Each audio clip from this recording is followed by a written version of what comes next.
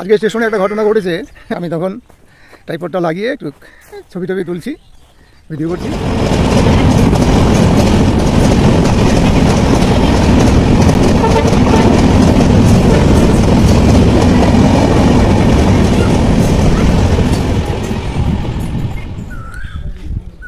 এই হচ্ছে গুলমার্গ স্টেশন।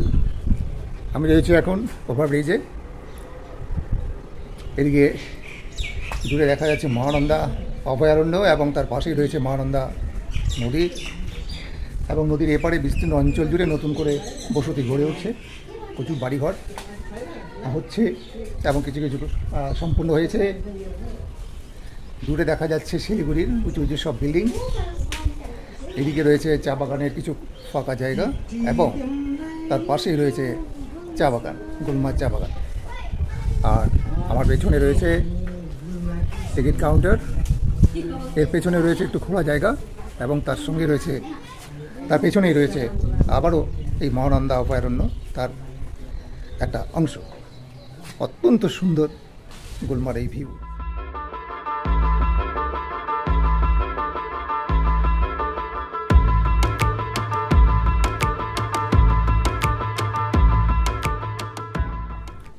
গুলমার্গ স্টেশনে বারবার আসি আমি, এতটাই সুন্দর যে আমার কিছুতেই মন ভরে না, এবং প্রত্যেকটা সিজনে আমি আসি।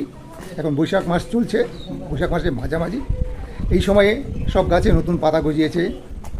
তারপরে কিছুদিন ধরে বৃষ্টি হচ্ছে, এখানে একটা বর্ষার আবহাওয়া চলছে, ফলে গুলমার্গ একেবারে অপরূপা সুন্দরী হিসেবে সেজে উঠেছে। সব দেখাবো তোমাদের, সঙ্গে দেখো। অপরূপ সুন্দর গুলমার্গ ফরেস্টের ভিউ দেখো খালি তোমরা। ওই যে দেখতে পাচ্ছ মহানন্দা অভয়ারণ্য, তার পাশে মহানন্দা নদী, আর এদিকে নতুন করে বসতি গড়ে উঠছে। এদিক থেকে ওই যে দূরে দেখা যাচ্ছে শিলিগুড়ি শহরের সেই বড় বড় বিল্ডিং, এটা ফ্ল্যাট। এদিকে কিছুটা ফাঁকা জায়গা, সম্ভবত চা বাগানের। এরপরে রয়েছে চা বাগান এবং এর পাশে রয়েছে চা বাগান ঘেঁষে কিছু বস্তি। আর এই হচ্ছে আমাদের গুলমার্গ স্টেশন। ওই পারে রয়েছে কিছুটা আবাদি জমি, তারপরেই রয়েছে আবার মহানন্দা ফরেস্টের একটা অংশ। দারুণ এই গুলমার্গ ভিউ।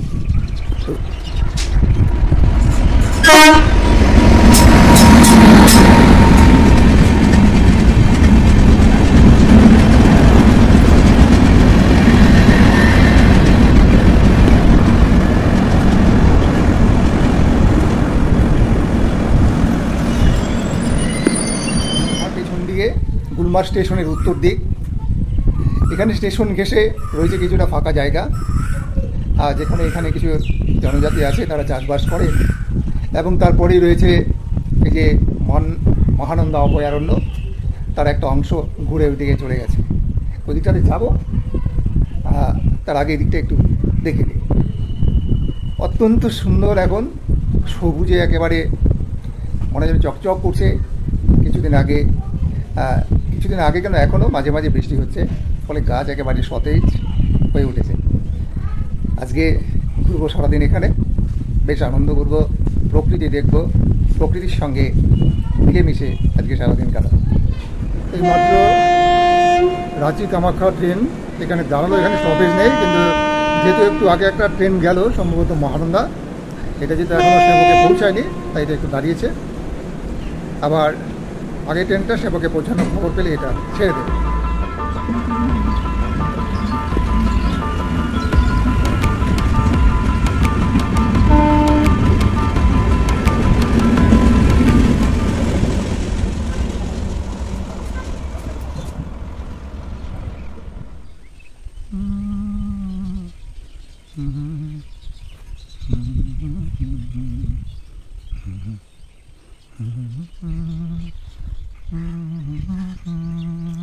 আমি চলে এসেছি স্টেশনের পেছন দিকে।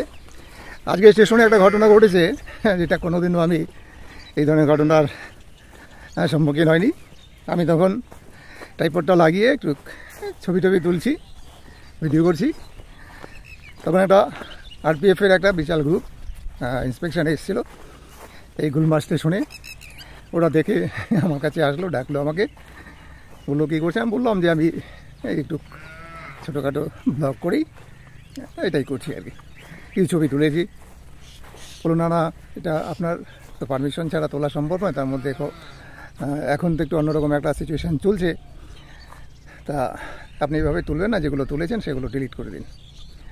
তা ওনাদের তো অ্যাগেনস্টে যাওয়াটা ঠিক হবে না, আমি ওনাদের সামনে ডিলিট করেছি, যদিও এটা আমার ট্র্যাশবিনে রয়ে গেছে। যাই হোক, এটা আমি অনেকদিন এখানে এসেছি, আমাকে কেউ কোনো দিন বলেনি এই ধরনের কথা, এই প্রথম আমাকে রেলওয়ের কোনো লোকজন কোনো আধিকারিক বললেন। যাই হোক, এটা একদিকে ভালোই, দেশের নিরাপত্তার জন্য এটা যদি দরকার হয় অবশ্যই করা উচিত। আমি এখন চলে এসেছি পেছন দিকে, দেখো পেছন দিকে বিরাট এক মাঠ রয়েছে। এখানে কেবলমাত্র দেখা যায় বর্ষাকালে ধান রোপণ করা হয়, আর অন্যান্য সময় এগুলো ফাঁকাই থাকে। আর ওখানে রয়েছে একটা বিট অফিস, তার পেছনেই রয়েছে ফরেস্ট মহানন্দা অভয়ারণ্য, এটার একটা অংশ। আজকে একটু আমি রাস্তা থেকে নেমে এসেছি উত্তর দিকে, ভাবি ওখানে একটু যাবো, কিন্তু অনেকটা গিয়ে আবার হেঁটে হেঁটে যেতে হবে, হেঁটে আসতে হবে, যার জন্য এই রোদের মধ্যে আমি যাই না। এদিকে দেখা যাচ্ছে নতুন করে ফেন্সিং দিচ্ছে, এই জায়গাটা সম্ভবত ফরেস্ট ডিপার্টমেন্টেরই হবে, দেখে যা মনে হচ্ছে। রেলের সীমানা এখানে, এবং এই রেলের সীমানা বরাবর আবার দেখা যাচ্ছে শালকাঠের খুঁটি পোতা হচ্ছে, সমুদ্র একটা ফেন্সিং দেবে, এবং মনে হয় আমার ইলেকট্রিফায়ার যে ওয়্যার সেগুলো লাগানো হবে, কেননা হাতি মাঝে মাঝে যেহেতু এই অঞ্চলে চলে আসে, ফলে তার থেকে আটকানোর জন্য ওই ফেন্সিংটা, ওইদিকে ফেন্সিং আছে, এটা আরেকটু দক্ষিণ দিকে দেয়া হচ্ছে। ওই যে দূরে দেখা যাচ্ছে বিট অফিস, যাবো না, অনেকটা হাঁটতে হবে, আবার হেঁটে আসতে হবে। এই দিকটা একটু দেখিয়ে দিই। এই জায়গাটা কিন্তু বর্ষাকালে ফসল করা হয়, এবং এই যে হাতির উপদ্রব আছে বলে এখানে অনেকগুলো যে টংঘর দেখতে পাচ্ছ, এই টংঘরগুলো থেকে হাতিদের তাড়ানোর ব্যবস্থা করা হয়, এবং রাত্রিবেলায় পাহারা দেওয়া হয়। এদিকেও রয়েছে কিছু টংঘর, এবং এইদিকেও কিন্তু প্রচুর ফসল করা হয়। এটা মহানন্দা ওয়াইল্ড লাইফ স্যাংচুয়ারির আন্ডারে। এখানে বোর্ড রয়েছে, অর্থাৎ এই বাউন্ডারি থেকেই এই দিকটা দিয়ে মহানন্দা ওয়াইল্ড লাইফ স্যাংচুয়ারি শুরু হয়ে গেছে। এখন চলে এসেছি আমার যে প্রিয় রেস্টুরেন্ট ডিসকভারিং নেচার গুলমার্গ, সেখানে ওই যে দেখা যাচ্ছে, যাবো একটু ওখানে যেতেই হবে, একটু বিশ্রাম যেমন হয় সেই সঙ্গে এটা ওটা একটু খেয়ে নিলে আরও রিফ্রেশ লাগে। আর আমার দারুণ সুন্দর লাগে এটা, কেননা পুরোটা একেবারে ইকো ফ্রেন্ডলি, বাঁশ কাঠ এগুলো দিয়ে বানানো হয়েছে মাঝে মাঝে, এবং এদের ঘরের ছাউনিটাতে অবশ্য প্লাস্টিক ব্যবহার করা হয়েছে, বাকি সবই তাদের বাঁশ দিয়ে বানানো।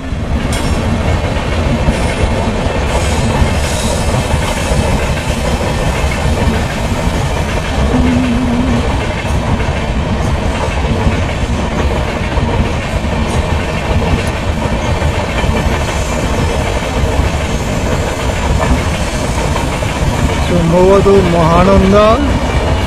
মহানন্দা বা ক্যাপিটাল একটা কিছু হবে, ক্রস করছে গুলমার্গ স্টেশন।